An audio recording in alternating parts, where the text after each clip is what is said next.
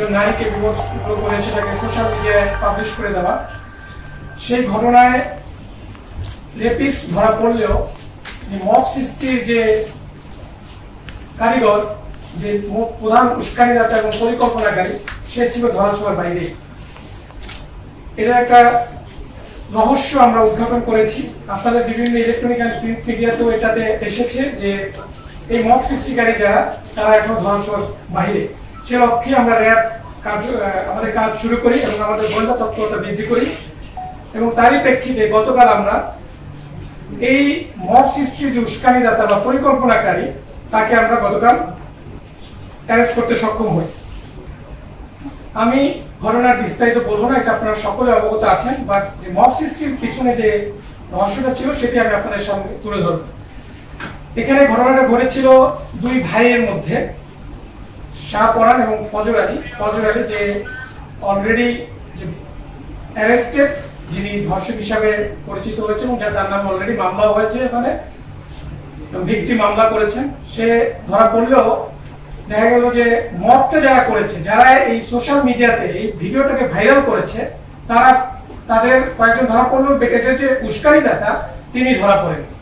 তো সেটা নিয়ে আমরা কাজ করি এবং সেখানে আমরা দেখতে পাই যে শাহপরান এবং ফজর আলী, আমাদের যে আসামি আজকের অ্যারেস্টেড, তার নাম শাহপরান, এবং যে ধর্ষক ছিল সে ফজর আলী, এরা দুই ভাই ছিল।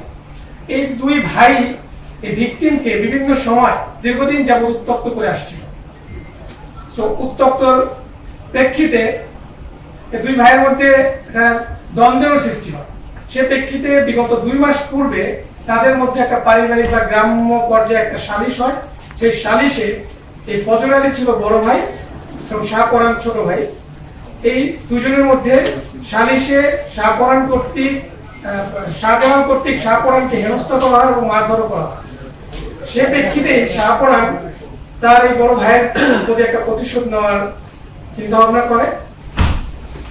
এই ঘটনা যেদিন ঘটে তার 15 দিন পূর্বে ভিকটিম তার স্বামীর বাড়ি থেকে তার বাপের বাড়িতে আসে এবং এই ফজর আলী, যে কিনা ধর্ষক হিসেবে অ্যারেস্টেড, সে ভিকটিমের মাকে সুদের বিনিময়ে 50,000 টাকা ধার দেয়।